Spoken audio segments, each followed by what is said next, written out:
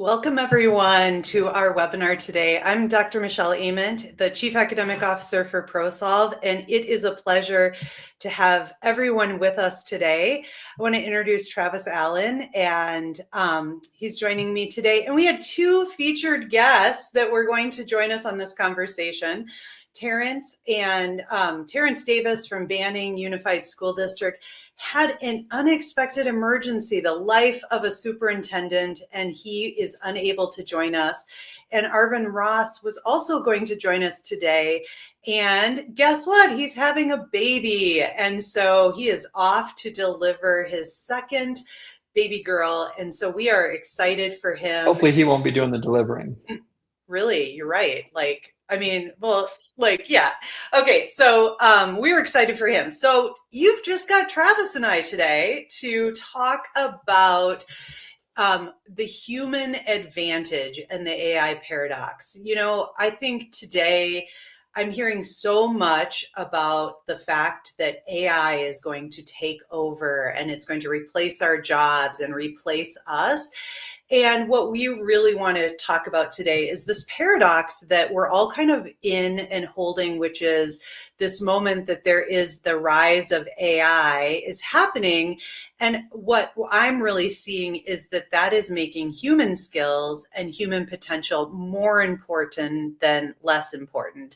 And today we're going to center our conversation in this idea that AI doesn't really replace humans and replace human skills, but instead, the use of AI is starting to reveal which ones matter most. And so Travis and I are going to share some ideas with you on how we use AI and how we've really moved from AI as being a tool to being a thinking partner to amplify our human potential. So I'm very excited for the conversation and welcome everyone. Yeah, and I've been kind of tasked with kicking us off with thinking about the workforce and where it's at today and where it's going with artificial intelligence. Again, as Michelle said, there is a lot of sometimes fear and concerns about, is it going to replace my job? Is it going to replace other jobs that are vital to our workforce? And so we want to kind of think through at least what we see in happening in the workforce, and where we're going to find that partnership of what makes me uniquely human. How do I leverage AI as a tool to better my output and my ability in the workplace? Here's the way I look at it. So in the workplace right now, the big question is, will I be replaced by AI? And I would argue no, but you will be replaced by someone who uses AI. The reality is that the partnership of human intelligence and artificial intelligence has a 2, 3, 4x output ability to any person. And so the workforce is going to adapt to that. They're going to look for those that carve out new types of jobs, new types of roles. It's not necessarily about replacing us. It's about changing the functions and the jobs and the things we do on a day-to-day basis. Even if I reflect on, our own company and just what we're seeing happening internally, we're seeing that there are certain types of tasks and roles that are no longer necessary, and we're seeing a premium on other types of tasks and roles. For me, here's how I break it down in the workplace. I kind of look at there's two types of jobs. There are transactional jobs and there are transformative careers. Transactional jobs is that I am trading my time to follow a process, a task, a routine of sorts. And those are the jobs that are being replaced by AI rather quickly, or having to adapt to more of a transformative career. And so what I'm seeing in our creative field, for example, like often we've thought, oh, the creative jobs are the safe jobs, and yet we're not quite seeing that to play out in this. And so for us, we had creatives who built our animation artwork and everything behind me, who some of them focused on just drawing and repeating that drawing and kind of going through the task to create the animation in motion, while others had to dream up new ideas, new concepts, and create a vision and turn that into reality. And so the ones that are leveling up in the workplace and using it well are those that have that creative knack, those human skills of turning a vision into reality, And those that are going to fall behind are those that are doing kind of more repetitive tasks in whatever it is that they're doing.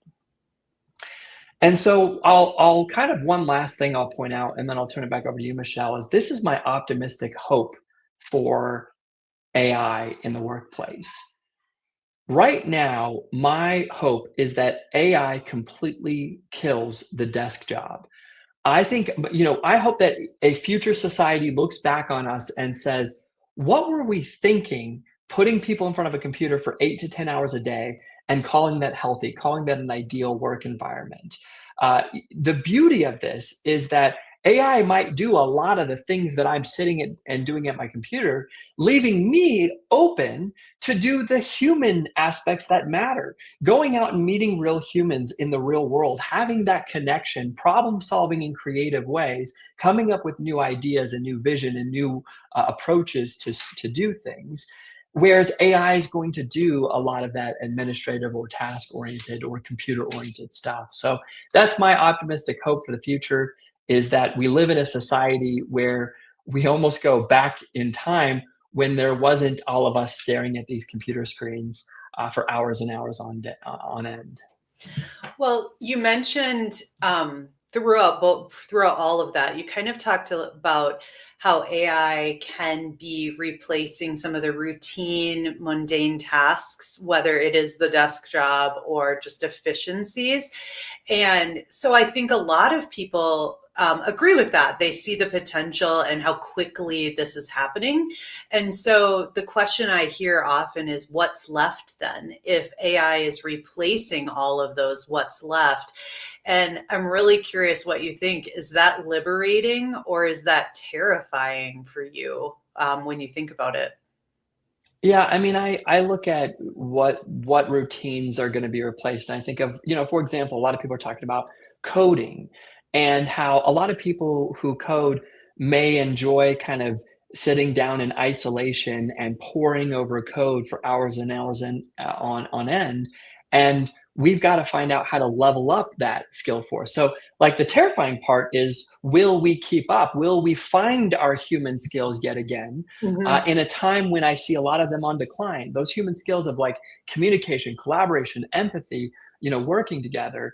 And so going back to this coding example, the way I look at it is, now that coder might have AI do a lot of the in-depth coding. You still have that human in the loop to make sure that it's aligned, it's valid, it's moving in the right direction. But now that coder might have to have the skill set of going and presenting ideas and information to colleagues and having more collaboration time, which again, it is a tough skill sometimes that we're not intentionally developing both in our professional careers and in education. And that's the gap, that's the miss sometimes. So that's kind of where I see it. Yeah, well, I think about, I've talked openly about my son, William, who has a computer science background, a coder, entry level career in that field. And while AI is replacing entry level coding jobs, one of the things that I have talked with him extensively about is like, what do you love about computer science? What do you love about writing code?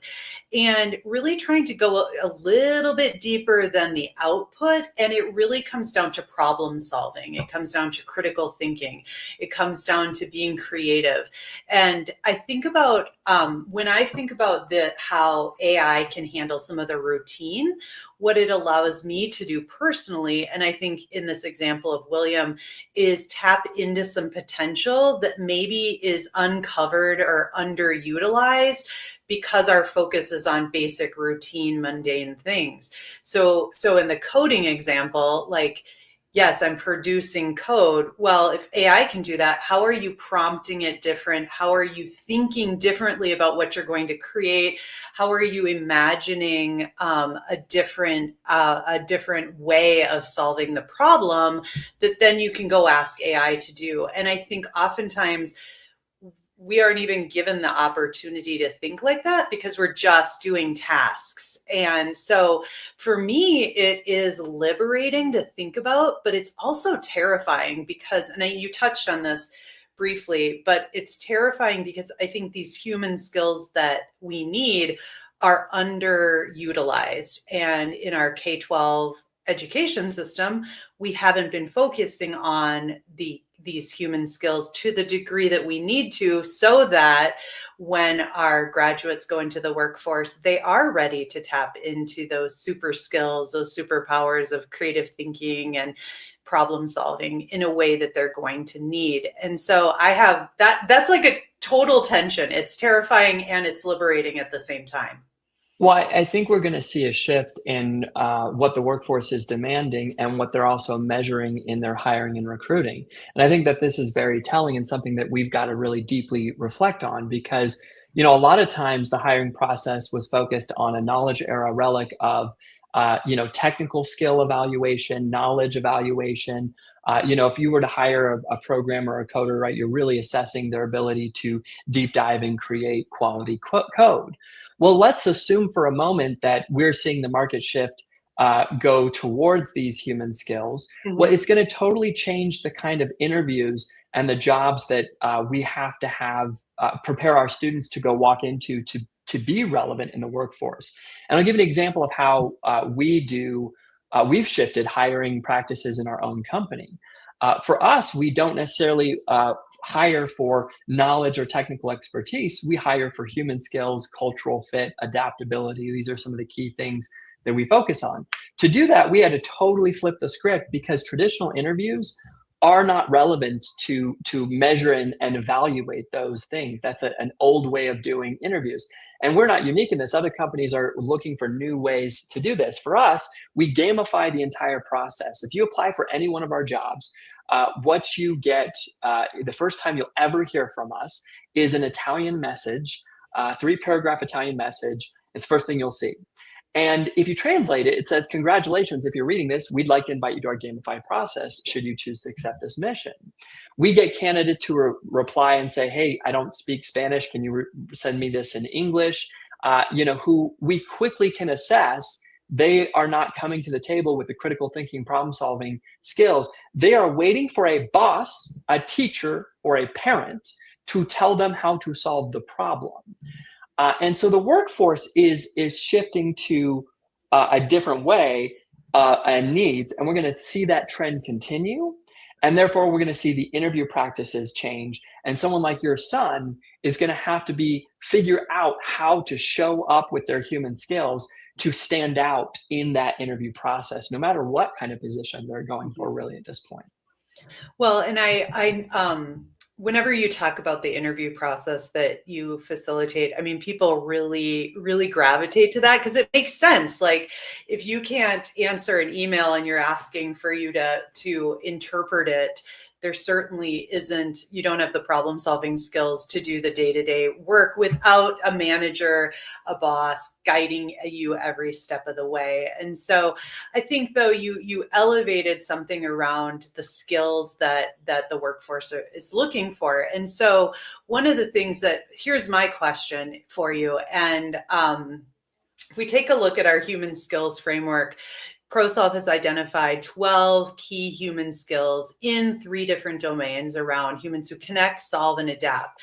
And my question is, what if you could bet on which human skill is going to matter the most in the future? You only get to pick one, Travis. Okay, you only get to pick one.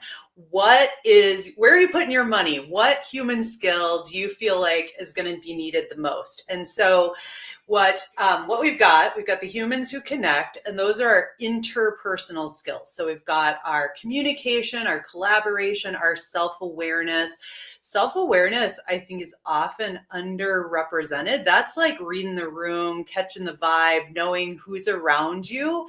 And they all interplay with one another. To be a good communicator, I've got to take in the cues people are giving me, and then I've got to adapt to what they need to collaborate. So that's all the human who connect. Over here, we have the human who solve. Those are our cognitive skills. So we've been in this conversation, we've talked about a couple of them: critical thinking, creative thinking, and systems thinking. And they all interconnect because you need to be able to think critically and solve problems in unique, novel ways with creative thinking, and then scale that across systems thinking. So those are our humans who solve. Then down at the bottom, we've got our humans who connect. And notice that this is like the largest part of this graphic. And it's really humans who connect are focused on intrapersonal and learning skills. And the reason that it is kind of takes up the most space, it's most predominant, is we really believe that adaptability skills are key for an AI world. And to be relevant in an AI world, you really need to be adaptable. And so we think about intrapersonal, that's all my self-awareness, my self-efficacy, my self-management, how I show up every day. And do I believe that I can contribute and add value? And then learning skills is where we see a curiosity, resiliency, perseverance, and that, is where in an AI world, we're constantly learning and unlearning. I mean, I think about what I knew about AI last week to what I knew about AI today. My world's changing as I learn AI literacy, for example. And so that's just an example of how quickly we're evolving. And so those learning skills are key. So let me ask you another question. Let me ask you the question again. You've got one skill. What one would you bet is going to be the most needed in an AI in the workforce? And we've got some people joining us, and so I'm really curious for them to weigh in too. Jennifer Peters, I'd love to hear what you think. And we've got another user that already said curiosity is a great skill. I feel that it feeds being a better collaborator, and other skills listed. So that this person really believes they put their money on curiosity. So Travis, Yeah. what would you pick? I mean, obviously, when we built this for the last year plus, we saw so much equal importance in all of these 12. So it's always hard to narrow it down to one. But I'm going to kind of break this down by quadrant. When you think of the top 6 here, I like to think of them as our external outputs. And if we look at the bottom ones, I like to think of those as the internal inputs and the fuel, the engine. And so at the end of the day, to me, the top don't manifest without first building a foundation of the bottom pieces. And I think one of the challenges we have in education is not only are we so focused on academic, but we're also so focused on the external pieces up above, when realizing that sometimes we're totally lacking in that foundation.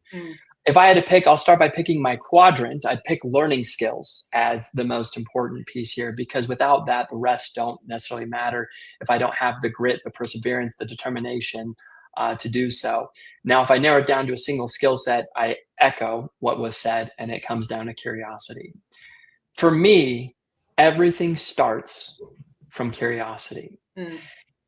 When you think about humanity and the ability we've had to evolve as a species over ages, it always originated from some deeply profound level of curiosity. We landed on the moon because it all started with a wondering and curiosity of what could be. And so we have to figure out how to light and spark that curiosity in our kids and our employees every single day, so that we can go and level up our cognitive ability to solve problems, connect with humans in deeply profound ways, become self-aware of ourselves in that journey, in that process. But we have to find ways to intentionally do that. We can't just kind of assume that that's there. So that's the one I think everything for me stems from. And we've got to do a much better job of figuring out how to ignite it in students and workers. Well, we talk a lot about creating the conditions in our classrooms, our schools, our teams. And I think what you're talking about is needing to create the conditions for curiosity. And that means really changing how learning is perceived, how learning is experienced, how learning is just brought forward. And it's really about being much more student driven, focused on creating ownership and agency with learning, that creates curiosity. I mean, if I'm told every day what I need to learn and why I need to know it and how I should do it, I'm not curious. I'm just showing up and taking in the information that the teacher is giving me.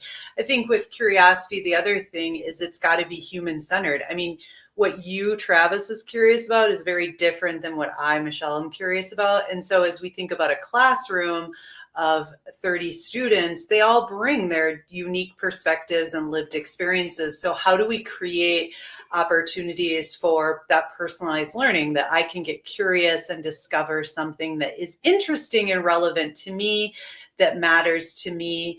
And I think the other condition is really learning through doing. It's one thing to be curious about something, and then you don't go read about the answer in a textbook.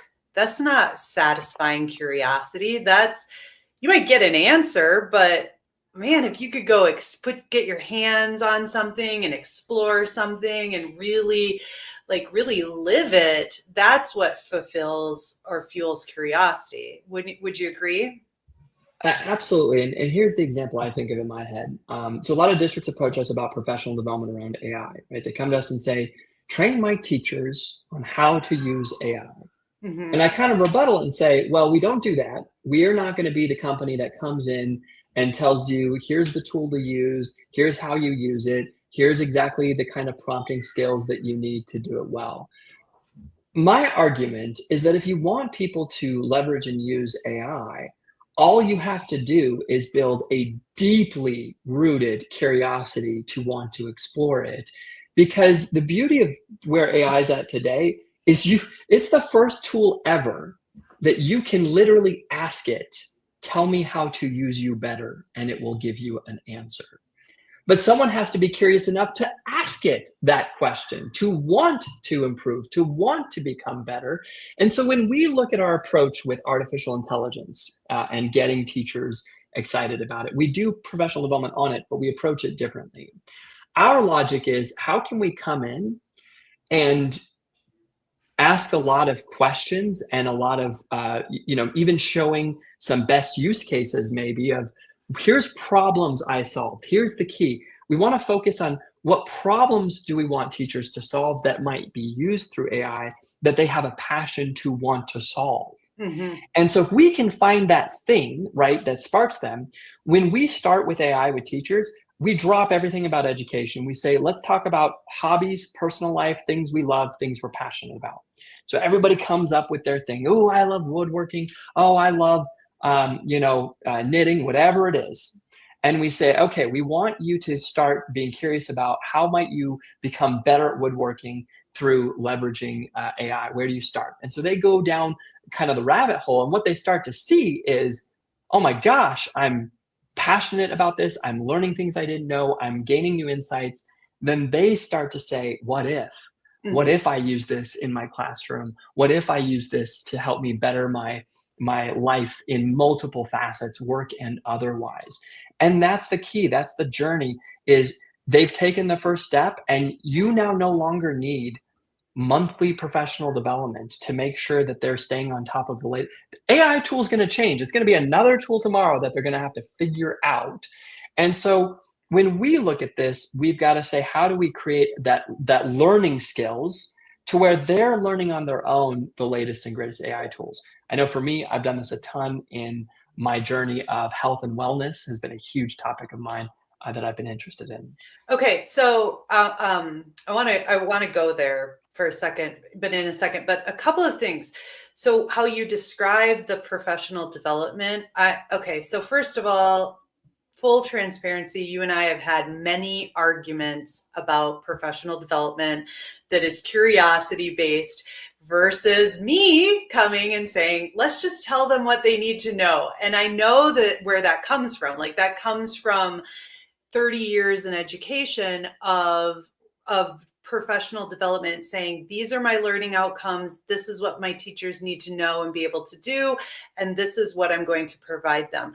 I would certainly have some curiosity, because that is a great way to learn, but the whole premise still I was like, here's exactly what people need to know. And I think what's great about what you described as ProSolve's approach is that it lets go of someone saying these are all the things, and instead focusing on how do we create conditions and model for teachers a different way of delivering learning, and through professional development that is focused on play-based, curiosity-based, inquiry-based learning. It models for them a different way. Now, at the end of the day, we still have learning objectives. We have goals. We have things we want to get to. It's just a different course of getting to that end destination. And so I just think, I think more and more, if we agree that curiosity, for example, is a key skill, how are we modeling for teachers what that looks like, feels like, and sounds like to experience that in their own learning? And then how did they go model it how did they go do that in their classrooms? Yeah, I mean, it's the way I kind of compare it to is thinking of everything of like a sandbox, right? So, what you just described worked for so long in the Mhm. knowledge era. And that makes sense because pre-internet, pre-generative AI, we looked to the consultative experts to give us the right answer. We now live in an era where that may not be the best use of time in a professional development setting. And instead, what people need is sandbox time, playground time, right? What does that look like in AI? Give permission to your teachers to sit around and tinker and break and play with AI, figure out new ways to fail with it, figure out what worked and what didn't work, right? And so that analogy of a sandbox, I think aligns so well to the human skills Mhm. framework because imagine a bunch of kids are in a sandbox and that's the conditions we're creating for human skills, right? Now imagine that they have no curiosity of what sand could be. Well, sand could be a castle. Sand could be a dolphin. Sand could be whatever you want to turn it into. So we start to look at the human skills components and we start to see it, the one of the best conditions we can create as a classroom is making so much of learning look like a sandbox, Yeah. human-centered, experiential, student-driven in that experience. Well, that I love that analogy of a sandbox. I want to. Donna and Sherry have put some great comments in the chat here, and Jennifer too. Jennifer talked about when you were talking about curiosity, like toddlers. We start with young children about and bring curiosity, and then we kind of rob that away. We take away once we go to kindergarten and into elementary. There's less opportunity for that because we're trying to cover content. So, Donna and Sherry were kind of, I love what Donna's saying is like curiosity is a starting point, but why do we have to have just one skill? Like there's other skills. And Sherry asked what my top skill was. Thanks, Sherry.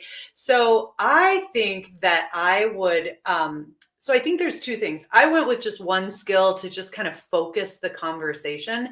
I believe in the fact that all of the skills play together. I really do. Like if you look at at this wheel, these are the core skills. And I believe that you cannot, like curiosity fuels critical thinking and creative thinking and systems thinking. Like solving unique problems in a new way, coming from creative thinking, is done because of curiosity. I think self-efficacy plays in as a huge, you got to believe that you can and that you are able, and that fuels, I can show up as a good communicator, I can collaborate well because I believe in my skills. So I definitely see across all of these four quadrants that the 12 skills interplay and intersect so much. And I don't think you can isolate them. There is a huge overlap and Well, intersectionality.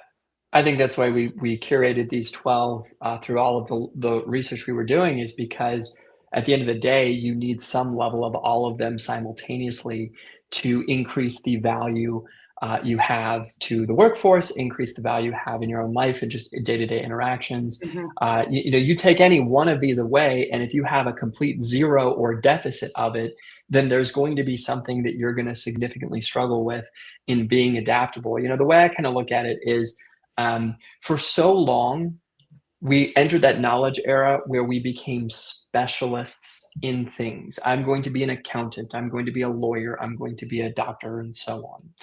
And I think we're having to move into a framing where we almost have to go back to being generalists, right? Because we Mhm. used to be more general in our skill sets. So when I think about these human skills, these are the transferable skills that are going to be relevant today and relevant for whatever future jobs we don't know necessarily. We don't know what nursing will look like or what teaching will look like necessarily from 10 years from now. But we have to have these foundational skills that allow us to transfer to any industry. How many of us got college degrees that are completely unrelated to actually what we do in the workplace? We're going to see that be more and more common. Personally, I think we're going to have to invent a different system than giving people majors and degrees in technical expertise in different areas. That is not my problem to solve, but I do see it as something that will eventually have to change. I agree with you on that. And I want to, I want to go back to something we were starting to talk about, which is the use of AI to kind of level us up. Because I think something I say a lot is like anybody can be anything and anyone they want today. Like now, if I want to go learn a new skill or a new trade or a new way of, I go to AI and all the knowledge is at my fingertips. I can create a website. I can learn a new skill. I can code. Like I'm a vibe coder. Like who would have thought? And so all of that is at our fingertips if we start to learn how to utilize it and maximize it.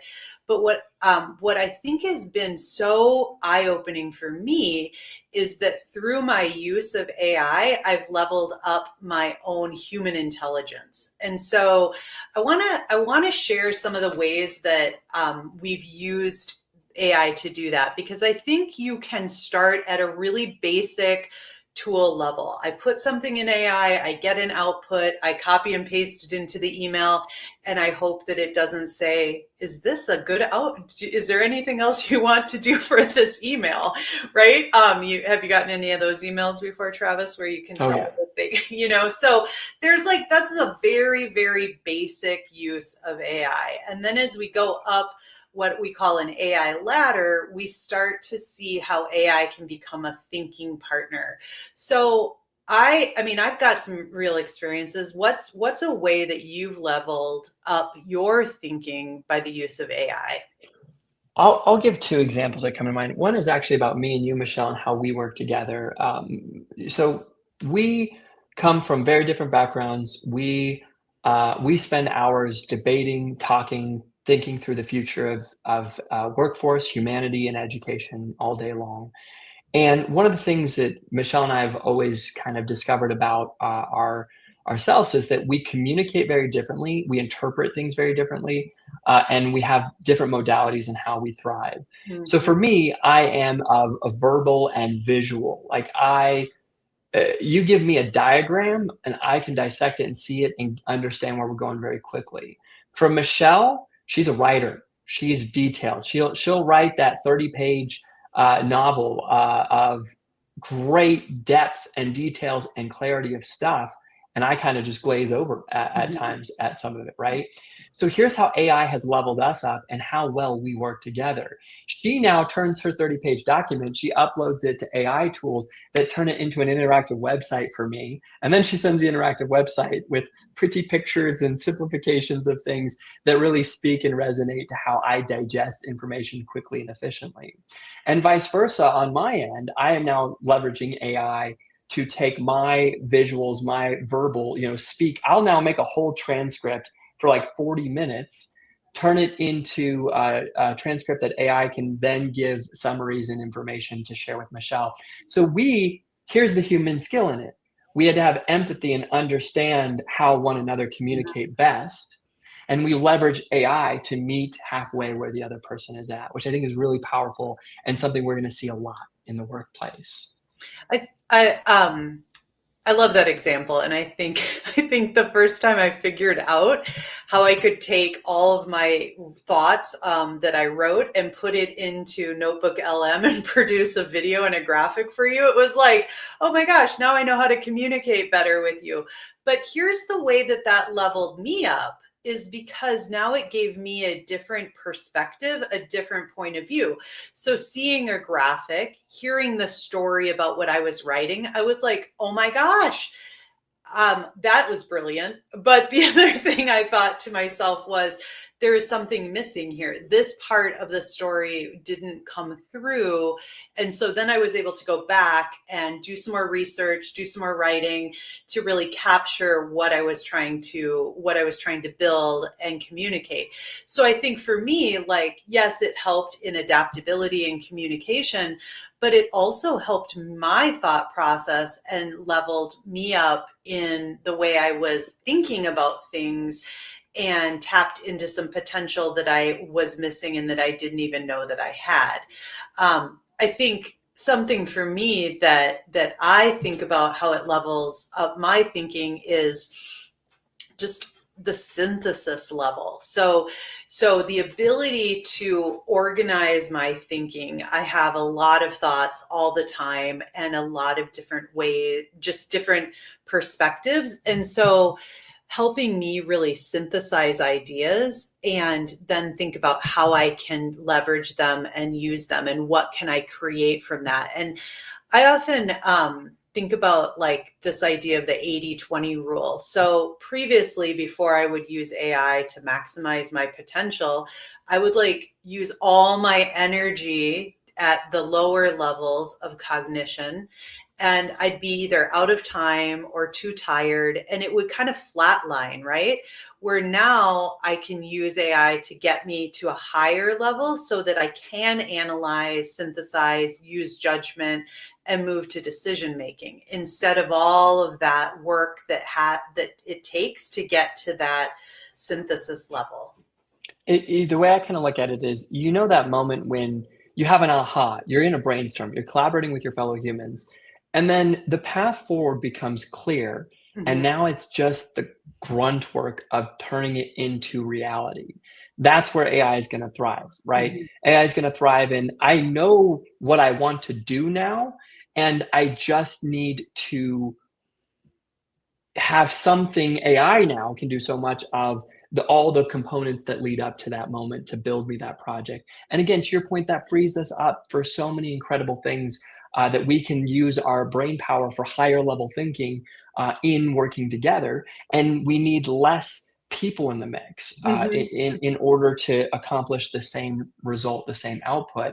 I saw a great prediction that said, the future of work is startup companies. And here was the premise of it. It basically said that we're going to shift from big box companies to thousands, millions of medium, small size companies. Because with the power of AI, you want the leanness and the adaptability and the pivoting qualities of a startup, but the depth and scale of a big institution. And so what we're potentially going to see is a wave of, right now, I think 80% of the workforce works for giant companies, government or private. And we're going to see maybe a shift where 80% works for startup type vibes like us. And that's going to be the new norm, the new workforce. Yeah.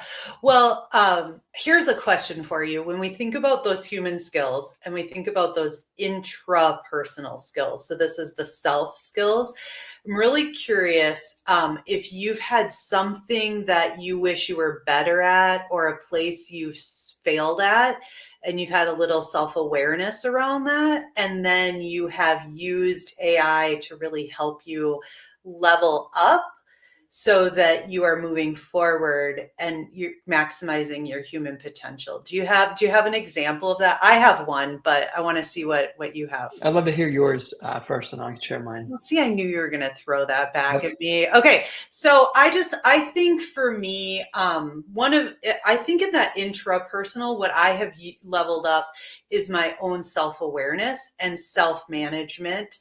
Um, I feel like I've been felt pretty efficacious, but the ability to put hey, this is part a conversation I had, or even I will, those AI note takers, listeners that are always in the background. I will take the transcript from a team conversation and I will put it into my AI and I will ask it questions about how I showed up as a leader. Where were places that maybe questions I could have phrased better? How did it seem like I was empowering others? The things that as a leader are really important. And so what I will do then is use that as kind of feedback for me to really be more self-aware and more self-regulated in my actions. And it has allowed me to just get some real-time feedback in a safe environment. And I can, be back and forth asking and answering questions with my AI tool to kind of level up my potential to be a better leader, to be more self-aware, self-regulated. It kind of feels a little bit like therapy sometimes, but and I know there's a whole thing we could talk about there, but I feel like it has helped me with that intrapersonal, which then allows me to be a better interpersonal communicator and collaborator. Absolutely. You and I talk about the third voice in the room, right? Mhm. Often, and here's the I think pre AI. Why this AI is a game changer for self awareness, because pre AI, you and I and other people might have a conversation, be on a big, Zoom call or whatever, and you might have feedback. We believe in very candid feedback in our company. You might come to me and say, "Hey, like, do you realize that you're not showing empathy? You're not acknowledging people the way that and having them, heard. You're not listening to Mhm. people." Mhm. I might respond to that feedback and go, is this a you problem or a me problem? Right? So, is it your unique perspective that maybe it's just you're looking at it wrong? Or is it true? Is it objectively true that I show up poorly and I don't listen well to the people on the call? Well, the beauty of having a Fireflies chat or some sort of transcript of our conversation, I can do exactly what you just told me to do. I can upload it and say, hey, in this, here's my guideline of what I describe as like, you know, not listening well to people, or maybe I just ask it open ended. I'm like, based on what you know to be good listening communication skills, how am I showing up? Rate me 1 through 10 and break down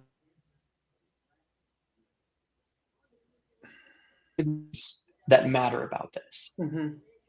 The first is the willingness to reflect and be vulnerable and put ourselves under a microscope to ourselves before our bosses and managers do, right? Like it's better if we can do it to ourselves. This requires the learning quadrant firing on all cylinders in the human skills. Do I have the curiosity to know about myself? Do I have the resiliency to be okay if it calls me out for not Mhm. being great? It's super, super key. So the first piece is I have to have the learning skill to be willing to even ask AI and Mhm. explore that. The second thing that I think is so imperative with this is I now have to be willing to want to grow and improve, and that's where AI can come into play as well. I can have it create a step-by-step game plan for me on, well, what do I need to do? Can you call me out here, right? I can then come back to you and empathize with you and say, you know what? I wanted to disagree with you. I wanted to hate your feedback. Mhm. But now that I have that third voice in the room, I'm really starting to see this as maybe something that is affecting our work and our dynamic together. Mhm. Well, and we've got a colleague here that's talking about having these AIs in meetings allows you to be more focused. I 100%. couldn't agree more. And there are times when my note taker isn't there, and I'm like, "What? What am I going to do?" Because in the meeting, I've been just really immersed in the conversation, been really present, and so one of the things. Here's what I'm thinking a little bit about is we're a human skills company. We don't lead with, we're not here to like teach you to produce an AI output. It's a human skills approach. So I'm thinking about like what you said around how we use AI, and I'm trying to think about how could students leverage AI in similar ways to maximize their potential.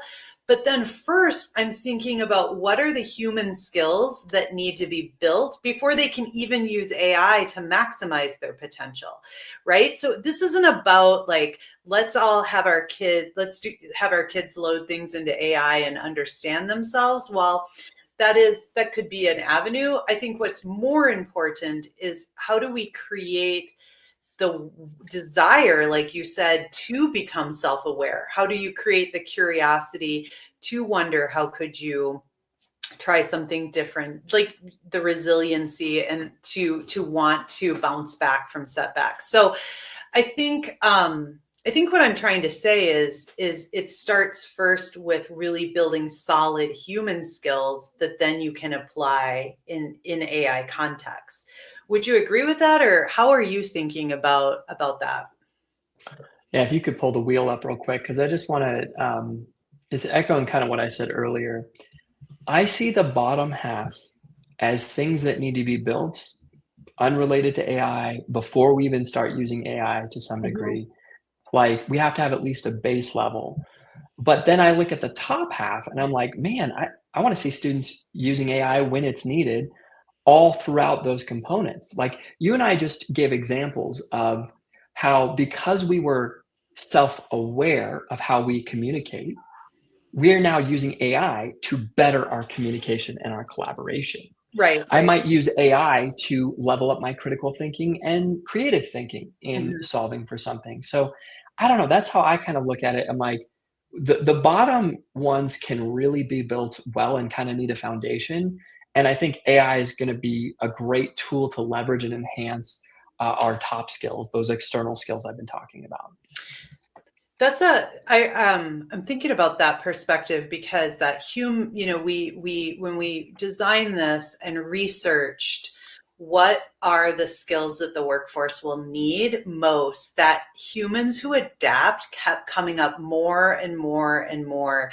And so, especially like you said, the learning skills component, but you can have learning skills, but you have to believe you can and be aware that you don't have what it takes. So they really do go hand in hand. So what you're saying is a real focus in our schools to build these adaptability skills, and then thinking about how does AI become a thought partner up here in the connection and the humans who solve. Is that kind of what you're thinking?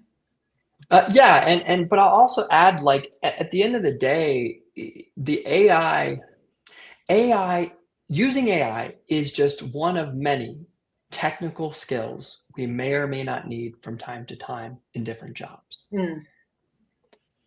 I try to tell districts to stop focusing so much on the AI and tools. I almost feel like it'll come naturally. It's like, the equivalent of using pencils and other tools we use along the way to accomplish and solve a task and a problem. What I want to see is, look, if a kid shows up excellent in these human skills and a problem in their life requires AI to solve it, they'll figure it out because they have excellent human skills. Mhm. Like that at the end of the day is what I hope we can get education to focus on, is fostering and building those, and stop having so many conversations around more or less how much AI are we using on a Yeah. day-to-day basis. Well, I think what that brings up for me is you and I both have lived through the one-to-one rollout and the focus. I know for me as a district technology director, putting iPads in the hands of 9,000 students, the purpose was to reimagine what learning looks like. We wanted to move from consumers of information to creators of information, right? So 10 years ago when we did that, we thought the solution was the iPad, the apps, and in the end, we didn't change learning because we weren't really solving the right problem. We were thinking that the tool was going to solve the problem when instead there was a whole other set of problems to tackle. And I think that's what I'm hearing you talk about is less focus on how much AI are we using and more focus on how are we building the human capacities and the human skills that we will need, because learning the tool is easy. I mean, that's the easy part. It's the who we are as humans and what makes us uniquely human that we need to really identify, make visible, and then teach those skills and assess them to make sure that as students exit our K-12 systems, they have really strong human skills to carry forward into their day-to-day lives. Yeah, the way I look at it is that with the one-to-one craze, and I was a part of, evangelizing and advocating for that for so long, all we did was we changed how we did the work, but Mm-hmm. we didn't change the destination, the end goal, and that's why nothing really changed. If our end destination is still to prepare us for industrial age, information age jobs, if our end goal is still standardized tests that value and prioritize knowledge era components, then it doesn't matter how much technology or how much we change the how, education won't change. And so one of the things that we realized early on was if we're going to see any true change in education, we have to evaluate and invent our new why. Why do we go to school? What is the new North Star? What is the purpose of education? And once we redefine that, let's say the priority becomes to build human skills. Well, now it starts to say, go figure out the how. There's new ways to approach and do it. Sometimes you use AI, sometimes you don't. But at the end of the day, we know what we're aiming for. Yeah. Well, and I think, as both of us introduced ourselves, we talked about our work with ProSolve, but as co-presidents of the Human Intelligence Movement, and we've got some friends here joining us today from the Human Intelligence Movement. I think that's what you're talking about. The Human Intelligence Movement is focused on really supporting the education system, the workforce in establishing what is that new destination. How do we ensure that it's not about how do you do it, but how do we ensure that we are changing our approach to make sure that students have the human intelligences they need to thrive in an AI world. And so thank you, Jenna, for adding that. If you're interested in learning more about that nonprofit grassroots community where educators, leaders, industry partners come together to think about a different way forward, that information's there for you. So as we start to wrap things up, we've got lots of administrators, district leaders, principals, teachers watching today. Here's my question to kind of like, what advice would we give them? They're kind of overwhelmed with the AI technology. Anytime you open anything, it's all about AI literacy, AI policy, AI this, AI that. And so what's some kind of advice that we might give them? One thing that they could take forward, and what should they be doing either with AI or human skills? What do you have, Travis? A couple of things come to mind, but I'll focus on this one first and foremost. As a leader in a district, if you try to rally people around the pursuit and adoption of artificial intelligence, that is a losing battle. You will not have a rallying cry that can unite everyone in a common belief.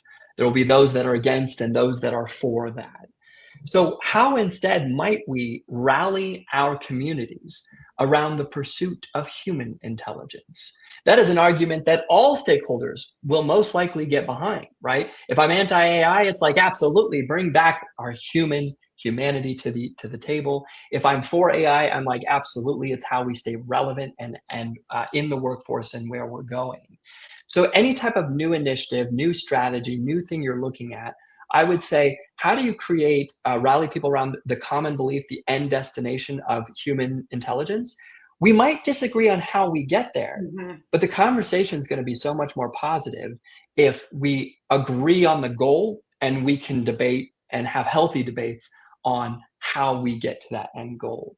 So that would be my suggestion. And I guess I would add a second point to that of rather than having a knowledge era mindset of how to teach people about AI, which is going back to that idea of let me tell you how to use the tool.